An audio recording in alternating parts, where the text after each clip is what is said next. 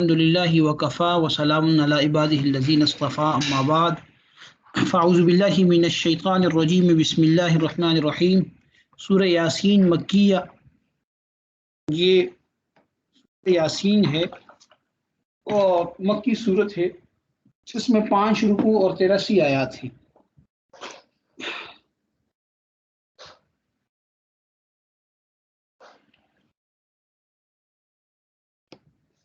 اللہ اکبر۔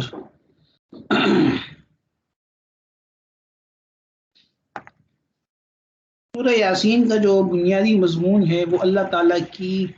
قدرت کے دلائل ہیں، جس میں اللہ تعالیٰ نے انسانوں کو اس کائنات میں غور و فکر کرنے کی دعوت دی ہے۔ کائنات کے اندر اللہ تعالیٰ نے اپنی قدرت کو آشکارا کیا ہے اور اللہ تعالیٰ نے یہ بتایا ہے کہ کیسے اللہ تعالیٰ نے یہ پورا نظام پیدا کیا ہے۔ ٹھیک ہے، تو انسانوں کو غور و فکر کرنے کی دعوت ہے،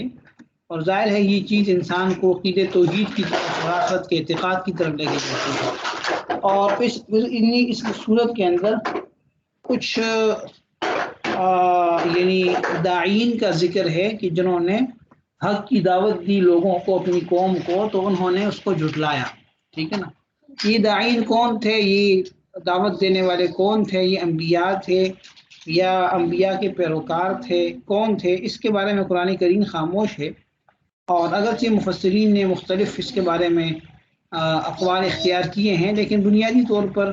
قرآن کریم نے اس کا تعین نہیں کیا، اور نہیں کسی صحیح روایت سے اس کا تعین ہوتا ہے۔ اس لیے بہرحال یہ جو بھی لوگ تھے، چاہے وہ انبیاء تھے، چاہے وہ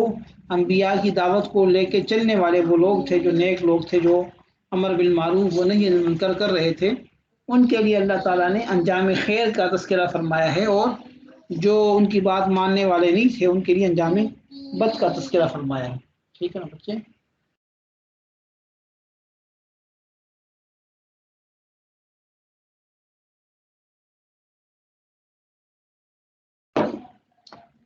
فرمایا اعوذ باللہ من الشیطان الرجیم بسم اللہ الرحمن الرحیم۔ یاسین، یاسین واللہ اعلم بمرادہ بذالک، اللہ تعالیٰ ہی اس کی مراد کو بہتر جانتے ہیں۔ حروف مقطعات ہیں، ان کو متشابہ کہا جاتا ہے، ان کا لفظی معنی بھی معلوم نہیں ہے، اور جو ان کا یعنی معنی مرادی ہے وہ بھی معلوم نہیں ہے۔ ٹھیک ہے نا، یہ اللہ ہی جانتے ہیں۔ قرآن کریم میں اس قسم کے جو مقطعات ہیں یہ بھی انسانوں کے لیے آزمائش ہے۔ ہم جیسے کیسے بھی ہے اس کو قرآن کریم کا حصہ مان کے اس کو تسلیم کرتے ہیں، اور اس کو قرآن کریم کا حصہ مانتے ہیں، چاہے ہماری سمجھ میں آئے یا نہ آئے۔ اس میں ان لوگوں کا بھی جواب ہو گیا، بہت سارے لوگ آپ کو ایسے بھی ملتے ہیں جو یہ کہتے ہیں کہ قرآن کریم کو سمجھے بغیر پڑھنے کا کوئی فائدہ نہیں ہے۔ ہاں جی، بہت سارے لوگ آپ کو ملتے ہیں، سوال کرتے ہیں کہ کیا قرآن کریم کا معنی اور مفہوم کسی کو علم نہ ہو اور وہ تلاوت کرے تو اس کو ثواب ملے گا یا نہیں ملے گا؟ ہاں جی، یہ بھی سوال ہوتے ہیں۔ اور بعض لوگ تو یہ جرت کرتے ہیں کہ نہیں، اگر قرآن کریم کے معنی کا علم نہ ہو تو اس کا کوئی فائدہ نہیں ہے۔ ٹھیک ہے نا جی، کوئی ثواب نہیں ہے۔ تو خود قرآن کریم نے بالکل سورہ بقرہ کے شروع میں اس کا جواب دے دیا، الف لام میم، ان سے پوچھ اس کا کیا معنی ہے۔ ٹھیک ہے نا جی، اگر آپ اس کا معنی بتا سکتے ہیں پھر تو آپ کی بات ہم مان لیں گے، لیکن اگر معنی نہیں بتا سکتے تو پھر آپ کا دعوی غلط ہو جائے گا، کیونکہ آپ کہہ رہے ہیں قرآن کریم کو معنی کے بغیر پڑھنے کا کوئی فائدہ نہیں ہے، کوئی ثواب نہیں ہے۔ تو پھر اللہ تعالیٰ نے خود ایسے کلمات کیوں قرآن کریم میں رکھے ہیں جس کے معنی کے بارے میں خود فرما دیا کہ اس کو معنی کوئی نہیں جانتا۔ ٹھیک ہے نا جی، تو اس لیے یہ بات درست نہیں ہے۔ حدیث میں آتا ہے من قرأ حرفا من کتاب اللہ فلہ بہا حسنۃ، کہ جو شخص کتاب اللہ کا ایک حرف پڑھتا ہے اللہ تعالیٰ اس کو اس کے بدلے میں ایک نیکی عطا فرماتے ہیں۔ والحسنۃ بعشر امثالها، اور ایک نیکی جو ہے وہ 10 مثل ہوگی، 10 گنا بڑھ کے آئے گی۔ قرآن کریم میں نا من جاء بالحسنۃ فلہ عشر امثالها، جو ایک نیکی لے کے آیا اس کو 10 گنا ملیں گے۔ حضرت عبداللہ بن مسعود رضی اللہ عنہ کی یہ روایت ہے جس میں فرمایا کہ من قرأ حرفا من کتاب اللہ فلہ بہا حسنۃ، ٹھیک ہے نا جی، والحسنۃ بعشر امثالها، اور پھر آگے فرمایا کہ لا اقول الف لام میم حرف بل الف حرف ولام حرف ومیم حرف، میں یہ نہیں کہتا کہ الف لام میم ایک حرف ہے، بلکہ الف الگ حرف ہے، لام الگ حرف ہے اور میم الگ حرف ہے۔ تو اس روایت میں حضرت عبداللہ ابن مسعود رضی اللہ تعالیٰ عنہ نے جس چیز پہ نیکی کا ذکر کیا وہ الف لام میم ہے، اور الف لام میم کا معنی کسی کو معلوم نہیں ہے، حدیث میں صراط کے ساتھ آ گیا کہ اس پہ نیکیاں ملیں گی، ٹھیک ہے نا جی۔ تو بہرحال یہ بعض لوگ اس طرح کی باتیں کرتے ہیں، تو ان کو قرآن و حدیث کے معنی اور مفاہیم کو اور قرآن کریم کے اصل روح کو سمجھنا چاہیے، ٹھیک ہے نا جی۔ ہاں یہ بات ضروری ہے، حقیقت ہے کہ قرآن کریم کا مقصد یہی ہے کہ انسان ہدایت میں ہے، اور ہدایت ان کو تبھی مل سکتی ہے جب وہ قرآن کریم کے معانی اور مفاہیم کو سمجھ سکتے ہوں، اس کے بغیر وہ حقیقی معنی میں ہدایت حاصل نہیں کر سکتے۔ لیکن اس کی وجہ سے یہ دعویٰ کر دینا کہ نہیں جس کو معنی آتا ہی نہیں ہے وہ قرآن کریم پڑھے بھی تو کوئی ثواب نہیں ہے، یہ بات غلط ہے، اس کی کوئی دلیل نہیں ہے بلکہ دلائل اس کے خلاف ہے، ٹھیک ہے۔ چلیں تو یہ بات ضمنی طور پہ آ گئی، میں نے کہا میں آپ سے اس کو ذکر کر دوں۔ فرمایا یاسین، تو ہم نے کیا ترجمہ کیا کہ اللہ ہی اس کی مراد کو بہتر جانتے ہیں۔ والقرآن الحکیم، واو قسمیہ ہے جی، آپ نے حروف قسم پڑھے ہیں، واو با تا، واللہ باللہ تلہ، ہاں جی۔ قرآن کریم میں واو بہت زیادہ استعمال ہو رہی ہے قسم میں سے، واو وہاں پہ قسم، حروف قسم ہے، یعنی قسم ہے القرآن الحکیم، قرآن کی جو حکمت والا ہے، حکمت والے قرآن کی قسم۔ اللہ تعالیٰ نے مخلوقات کی قسمیں کھائی ہیں، ظاہر اللہ تعالیٰ کس کی قسم کھائیں؟ سوال تو یہ ہے نا، بعض لوگ کہتے ہیں کہ بھئی اللہ نے کیوں قسم کھائی ہے؟ کیونکہ انسان قسم کھاتا ہے، انسان کے لیے تو یہی حکم ہے کہ وہ اللہ تعالیٰ کی ذات یا صفات کی قسم اٹھائے،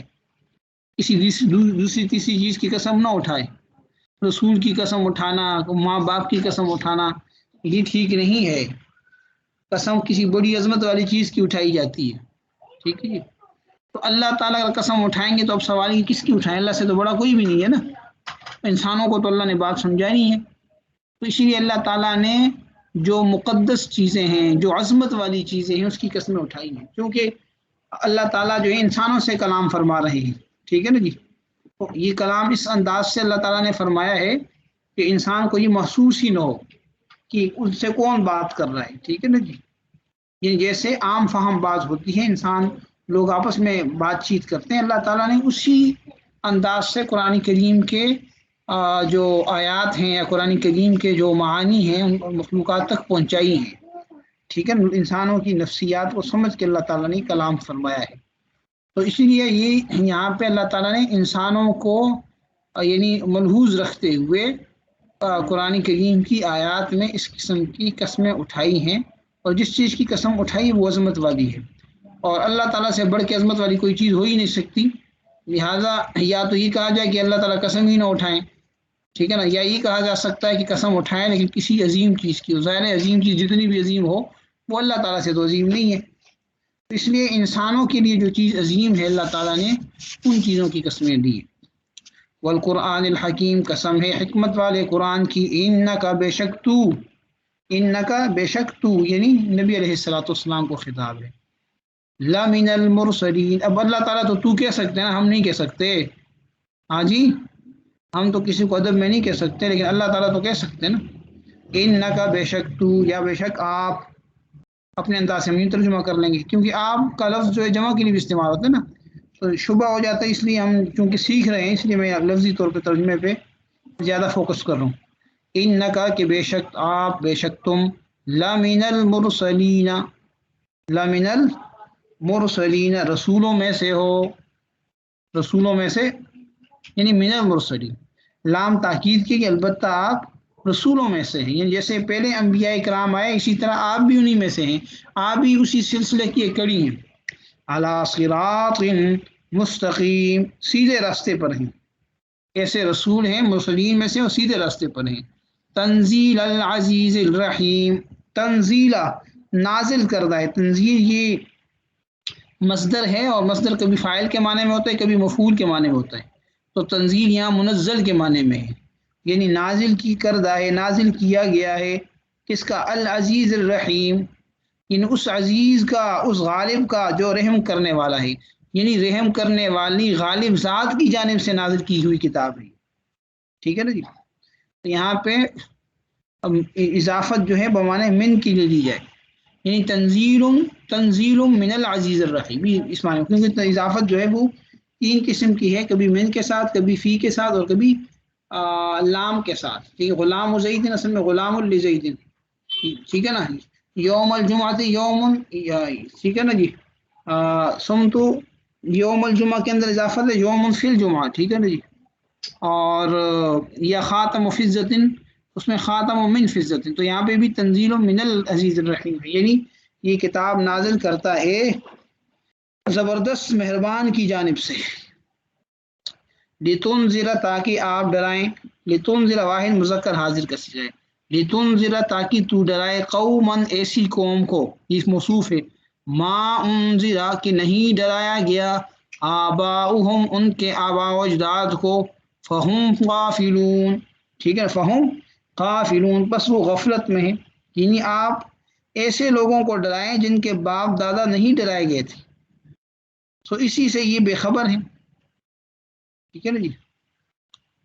لقد حق القول، لقد تحقیق، البتہ، حق کا ثابت ہو گئی، القول بات، علی اکثرہم ان میں سے اکثر پر، یعنی ان میں سے اکثر پر حق بات ثابت ہو چکی ہے، ان کو معلوم پڑ گیا ہے. ہاں جی. فہم لا یؤمنون، سو یہ لوگ ایمان نہیں لائیں گے. ٹھیک ہے نا جی. یعنی اس کے دو معنی ہو سکتے ہیں، ایک معنی تو یہ ہے کہ اللہ کے علم میں یہ بات پختہ ہو چکی ہے، یعنی تقدیر میں نوشتہ ہو چکی ہے کہ یہ لوگ ایمان نہیں لائیں گے. ٹھیک ہے نا جی. اور دوسرا مفہوم اس کا یہ ہو سکتا ہے کہ ان میں سے اکثر لوگوں کو حق معلوم ہو چکا ہے لیکن وہ پھر بھی ایمان نہیں لاتے، لیکن پہلا معنی زیادہ قریب ہے اس فہم کے، سیاق و سباق کے مطابق ہے کہ ان میں سے اکثر لوگ ایسے ہیں کہ ان کے بارے میں یہ بات تقدیر میں پکی ہو گئی ہے کہ وہ ایمان نہیں لائیں گے، اللہ کو علم ہے. انا جعلنا، بے شک ہم نے، انا بے شک ہم نے، اصل میں ان نہ ہے تو اس کو تخفیف کے لیے انا پڑھ دیتے ہیں. ٹھیک ہے نا جی. انا بے شک، جعلنا ہم نے بنایا، ہم نے کیا، ہم نے رکھا، جعلنا کے سارے معنی ہو سکتے ہیں، فی اعناقہم ان کی گردنوں میں، ان کی گردنوں میں، اغلالن توق، فہیا پس وہ توق جو ہیں، الاذقان تھوڑیوں تک، وہ جو توق ہیں وہ تھوڑیوں تک ہیں، فہم تو وہ لوگ مقمحون، کیا ہے جی، مقمحون کا معنی ہے کہ وہ لوگ کیا کر رہے ہیں، یعنی ان کے سر جو ہیں وہ اٹھے ہوئے ہیں. مقمحون کا معنی جیسے انسان سر ایسا اٹھا لیتا ہے نا جی، بیڑی کسی کے گلے میں کوئی رسی ڈال کے اس کو باندھ دیا جائے چھت سے کسی اور چیز سے، اور وہ نیچے کرنا چاہے لیکن نہ کر سکے، تو وہ فہم مقمحون، تو وہ سر اونچا کیے ہوئے. ٹھیک ہے نا جی. بات سمجھ آ گئی ہے. انا جعلنا بے شک ہم نے ڈال دیا فی اعناقہم ان کی گردنوں میں، اغلالن بیڑیاں، سوری بیڑیاں نہیں، یہ کیا کہتے ہیں اس کو، توق ڈال دیے، فہیا پس وہ توق الاذقان تھوڑیوں تک ہیں، فہم مقمحون اور وہ سر اونچا کیے ہوئے ہیں.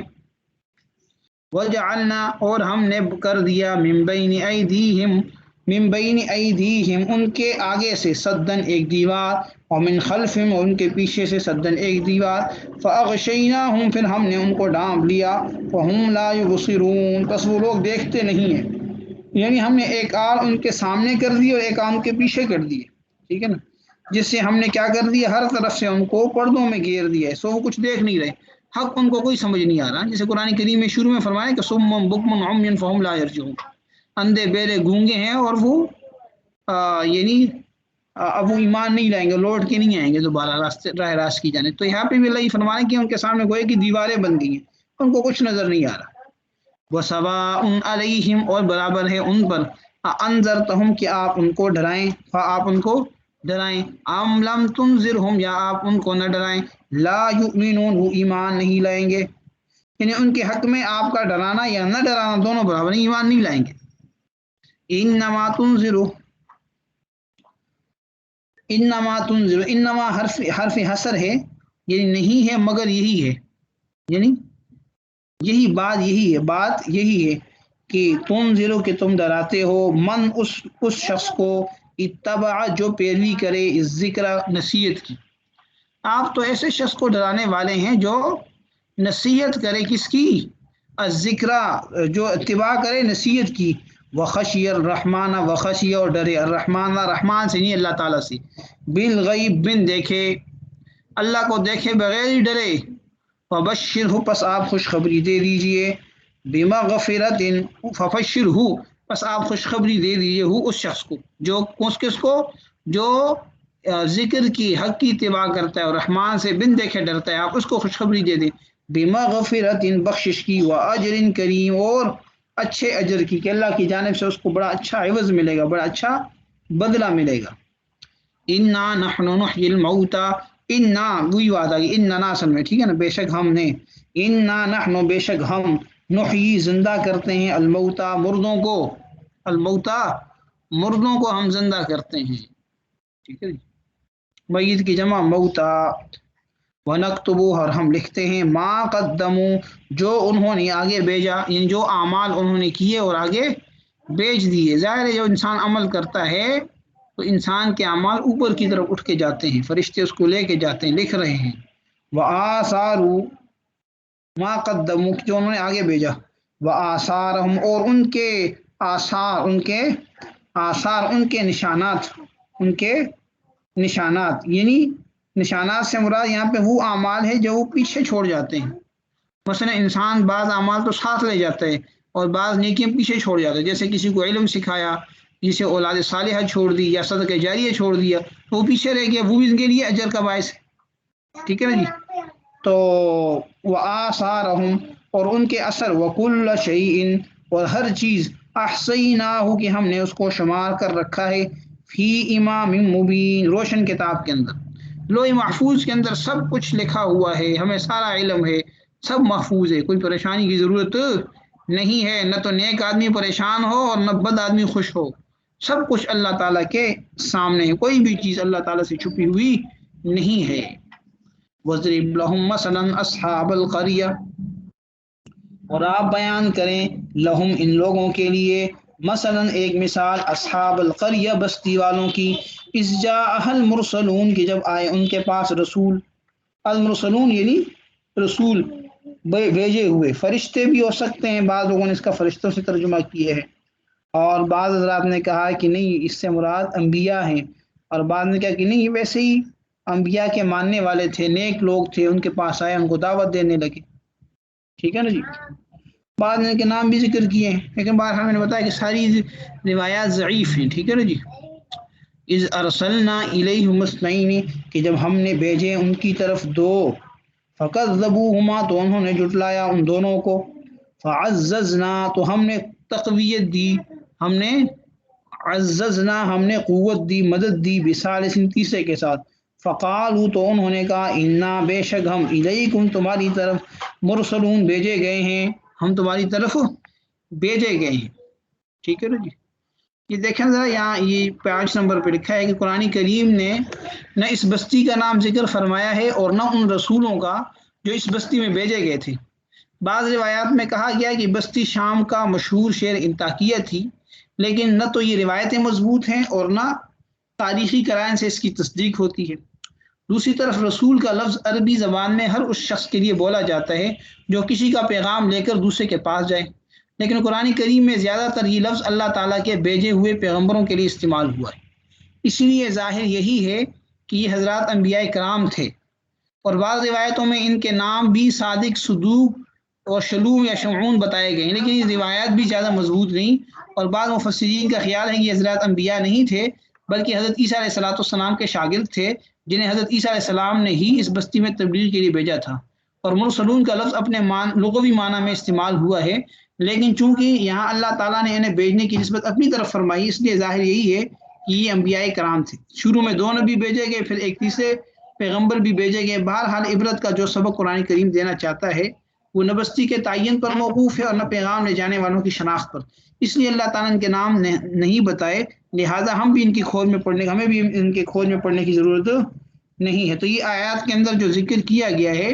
کہ ہم نے ان کو بھیجا، تو بظاہری طور پر جو قرآن کریم کا اسلوب ہے اس سے تو یہی معلوم ہوتا ہے کہ وہ پیغمبر تھے، وہ انبیاء تھے، ٹھیک ہے نا جی۔ اس ارسلنا کہ جب ہم نے بھیجا الیہم ان بستی والوں کی طرف، اثنین دو کو، فکذبوہما تو انہوں نے جھٹلایا، بستی والوں نے جھٹلایا، فکذبوا ان بستی والوں نے جھٹلایا، ہما ان دو کو، یعنی ان دو رسولوں کو، فعززنا تو ہم نے مدد کی ان کی، بثالث تیسرے کے ساتھ، فقالوا انہوں نے کہا، انا الیکم بے شک ہم تمہاری جانب، مرسلون بھیجے گئے ہیں، ہم تمہاری جانب بھیجے گئے ہیں۔ قالوا تو وہ بولے، بستی والے بولے، کیا بولے، ما انتم نہیں ہو تم، الا بشر مگر آدمی، مثلنا ہم جیسے، تم تو ہماری طرح لوگ ہو، تم تو اور کچھ بھی نہیں ہو، صرف کیا ہے کہ تم ہماری طرح لوگ ہی ہو، تو جب ہماری طرح لوگ ہو تو تم کیسے رسول ہو گئے؟ ہاں جی۔ وما انزل الرحمن من شیء، وما انزل اور نازل نہیں کیا، نہیں اتارا، رحمان من شیء کچھ بھی، تم جو باتیں کرتے ہو ہمیں کوئی نہیں سمجھ آتی، ان انتم نہیں ہو تم، الا مگر تکذیبون جھوٹ بولتے ہو، تم جھوٹ بول رہے ہو۔ انبیاء کے ساتھ یہ رویہ قوموں کا رہا ہے، اس میں کوئی شمپے کی بات نہیں، اسی طرح کرتے رہے تو اللہ تعالیٰ کی جانب سے پھر عذابات آئے۔ قالوا ربنا یعلم تو فرشتوں انہوں نے کیا کہا کہ قالوا انہوں نے کہا ربنا ہمارا پروردگار یعلم جانتا ہے، انا کہ بے شک ہم الیکم تمہاری طرف لمرسلون بھیجے گئے ہیں، اللہ کو علم ہے، اللہ جانتے ہیں کہ اللہ نے ہمیں آپ کے پاس بھیجا ہے۔ وما علینا اور ہم پر لازم نہیں ہے، الا مگر البلاغ المبین صاف صاف پہنچا دینا، ہمارا کام تو صاف صاف پہنچانا ہے، اللہ کا پیغام تم لوگوں کو دینا ہے، راہ ہدایت کی راہ کی طرف تلقین کرنی ہے، باقی تم مانو یا نہ مانو وہ تمہارا مسئلہ ہے۔ قالوا تو اس پہ قوم نے، بستی والوں نے کیا کہا، وہ کہنے لگے، انا تطیرنا ہم نے منحوس پایا، بکم تمہیں، انا تطیرنا، تطیر کا معنی ہے بدفعلی لینا، بدشگونی لینا، تو دونوں معنوں میں آتا ہے، یہاں پہ بدشگونی کے معنی میں کہ ہم تم سے بدشگونی لیتے ہیں، یا ہم نے تمہیں منحوس پایا، علیاذ باللہ۔ لئن لم تنتہوا اگر تم باز نہ آئے، لئن لم تنتہوا اگر تم باز نہ آئے تو کیا کریں گے، لنرجمنکم ہم تم کو سنسار کر دیں گے، سنسار کر دیں گے، پتھر مار مار کے ختم کر دیں گے، وَلَيَمَسَّنَّكُمْ اور تم کو ضرور پہنچے گا، منا ہماری جانب سے، عذاب علیم دردناک عذاب، ہم تمہیں دردناک عذاب دیں گے، سزا دیں گے تمہیں۔ ہاں جی،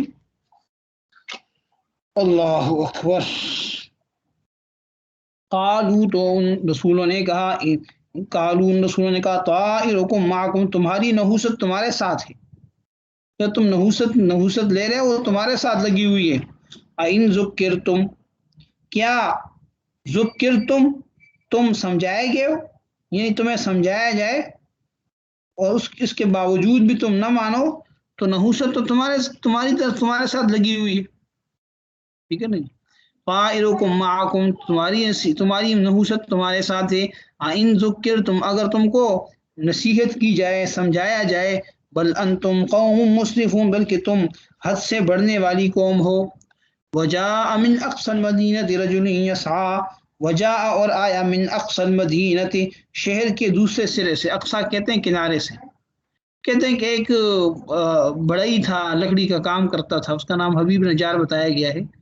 اس کو پتہ چلا کہ بھئی ادھر بستی کے اندر وہ جو رسول ہیں وہ دعوت دے رہے ہیں، لوگ ان کو بات نہیں مان رہے، تنگ کر رہے ہیں جی، تو وہ دوڑتا ہوا، اس کو پتہ چلا، دوڑتا ہوا آیا۔ وجاء من اقصى المدینۃ رجل یسعی اور آیا شہر کے دوسری جانب سے ایک آدمی دوڑتا ہوا، قال اس نے کہا، یا قوم اے میری قوم، یا سمجھ یا قومی، تخفیف کے لیے یا کو گرا دیا، جیسے ربی کے اندر ربی تھا، تو قرآن کریم میں اس طرح کی بہت ساری تخفیفات ہوئی ہیں، تو کیا اس نے کہا کہ یا قوم اے میری قوم، اتبعوا تم اتباع کرو، المرسلین بھیجے ہوئے لوگوں کی، یعنی ان رسولوں کی اتباع کر لو، ان کی بات مان لو، اتبعوا تم اتباع کر لو، بات مان لو، من ان لوگوں کی، لا یسألکم اجرا جو تم سے کچھ اجرت نہیں مانگتے، تم سے کوئی پیسے نہیں مانگتے، کوئی معاوضہ نہیں مانگتے، تمہیں سیدھے راستے کی دعوت دیتے، تم ان کی بات مان لو، وہم مہتدون اور حال یہ ہے کہ وہ ہدایت یافتہ لوگ ہیں، سمجھدار لوگ ہیں۔ ہاں جی، تو سمجھدار لوگوں کی بات مانو، وما لیا اور مجھے کیا ہوا لا اعبدو کہ میں عبادت نہ کروں الذی اس ذات کی فطرنی جس نے مجھے پیدا کیا وإلیہ ترجعون اور اسی کی جانب تم سب کو لوٹایا جائے گا، تم سب اسی کی طرف لوٹ کے جاؤ گے، مر کے سب اس کے سامنے پیش ہوں گے، سب اس کی طرف جاؤ گے۔ اتخذ کیا میں بنا لوں من دونہ اس کے سوا، اس اللہ کے سوا، آلہتن معبود، جمعی الہ کی جمعی، بہت سارے معبود بنا لوں، اللہ کو چھوڑ کے بہت سارے معبود بنا لوں۔ ان یردن الرحمن ان یردن اگر چاہے الرحمن الرحمن بذر کوئی ضرر کوئی نقصان لا تغنی انی تو کچھ کام نہ آئے گی میرے شفاعتہم ان کی سفارش، اگر رحمان مجھے کوئی ضرر دینا چاہے تو یہ جو معبودان باطلہ ہیں ان کی سفارش میرے کا کوئی کام نہیں آئے گی، ولا ینقذونی اور نہ یہ مجھے بچا سکتے، اصل میں ینقذونی، ٹھیک ہے نا جی، ینقذونی یا کو تخفیف کے لیے ہٹا دیا تو انقذ ینقذ باب فعال سے کہ نہ وہ مجھے چھڑا سکیں گے، انی بے شک میں اذن تب، یعنی اگر میں ایسا کروں ان دوسرے معبودوں کو مانوں، ان کی پیروی کروں، ان کی اتباع کروں، ان کی پرستش کروں، تب کیا ہوگا اذن تب لفی ضلال مبین بڑی کھلی گمراہی میں ہو جاؤں گا، اگر میں ایسا کروں تو صحیح گمراہی میں پڑ جاؤں گا۔ انی آمنت بربکم فاسمعون انی بے شک میں آمنت میں ایمان لایا بربکم تمہارے پروردگار پر، فاسمعون پس تم میری بات سن لو، تم میری بات سن لو، یعنی میں اس اللہ تعالیٰ کی ذات کے اوپر کیا کیا، میں ایمان لے آیا۔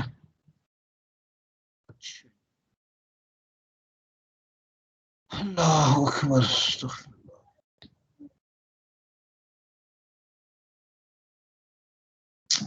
اچھا جی،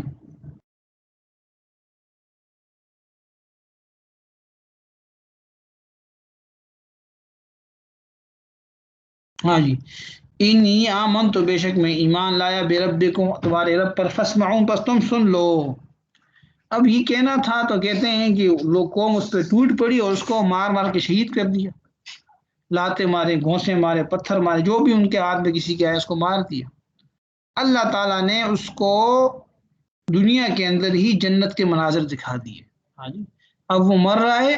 شہید ہو رہا ہے اور الجنت کے مناظر دیکھ رہا ہے، اور ساتھ ساتھ کہہ رہا ہے قیلا ارشاد ہوا اللہ کی جانب سے ادخل الجنہ داخل ہو جا جنت میں، قالا تو وہ کہنے لگا یا لیتا قومی اے کاش میری قوم، یہ قومی یعلم میری قوم جانتی، کہ میری قوم جانتی کہ میرا کیا بنا، میرے ساتھ اللہ نے کیا معاملہ کیا، مجھے ابھی سے سب کچھ غیب کے پردے اٹھ گئے، بما غفر علی ربی، اس بات کی وجہ سے کہ اس بات کو یعنی کاش کہ میری قوم جانتی، ماں بما غفرہ، بما اس بات کو کہ غفر علی کہ بخش دیا اس نے مجھے، بخش دیا مجھے ربی میرے رب نے، وجعلنی اور مجھے کر دیا من المکرمین، مکرمین میں سے، عزت و عزت والوں میں سے، جن کو نوازا گیا ان میں سے کر دیا۔ اللہ فرماتے ہیں وما انزلنا علی قومہ من بعدہ من جند من السماء وما كنا منزلین، اب یہ نافرمان قوم تھی تو نافرمان قوموں کے اوپر اللہ کا عذاب آتا تھا، ان پہ بھی عذاب ہے، کچھ چیخ آئی، دھاڑ آئی، فرشتوں نے ان کو سب کے کلیجے پھٹ گئے اور سب تباہ ہو گئے، ٹھیک ہے نا جی۔ فرمایا اللہ فرماتے ہیں وما انزلنا ہم نے نہیں اتارا علی قومی اس کی قوم پر من بعد اس کے بعد من جندن کوئی لشکر من السماء یا آسمان سے، وما كنا منزلین اور نہ ہم اتارنے والے تھے، یعنی ان لوگوں کو ختم کرنے کے لیے ہمیں کسی لشکر کی ضرورت نہیں تھی، کسی بڑی فوج کی ضرورت نہیں تھی کہ ہم اس کو اتار کے ان کو ختم کرتے، بلکہ ہمارا حکم ہو گیا، فرشتے نے چیخ لگائی، سب ختم ہو گئے۔ ان کانت الا صیحۃ واحدہ ان کانت نہیں تھی وہ مگر ایک چنگاڑ، صیحۃ واحدۃ مگر ایک چنگاڑ، فاذا پس اچانک ہم وہ خامدون بجھ کر رہ گئے، سب بجھ کر رہ گئے، خاک ہو گئے، ختم ہو گئے۔ یا حسرتن علی العباد ہائے حسرت، یا حسرتن ہائے حسرت علی العباد کس پر، بندوں پر، ما یاتیہم کہ نہیں آیا ان کے پاس من رسول کوئی رسول الا مگر کانوا بہ یستہزئون وہ اس سے ہنسی مذاق کرتے تھے، جب بھی کوئی رسول آیا، جب بھی لوگوں کے پاس رسول ڈرانے کے لیے آیا تو انہوں نے اس کا مذاق اڑایا، علم یرو کیا انہوں نے ان لوگوں نے نہیں دیکھا کم اہلکنا قبلہم کہ کتنے ہی ہلاک کر دیے ہم نے ان سے پہلے من القرون بستیوں کو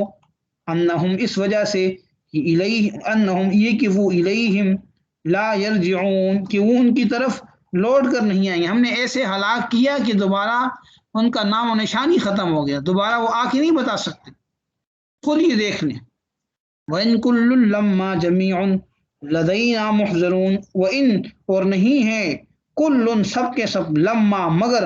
جمیع سب کے سب لدینا ہمارے روبرو ہمارے سامنے محضرون حاضر کیے جائیں گے. یعنی ان میں سے کوئی ایسا نہیں ہے جو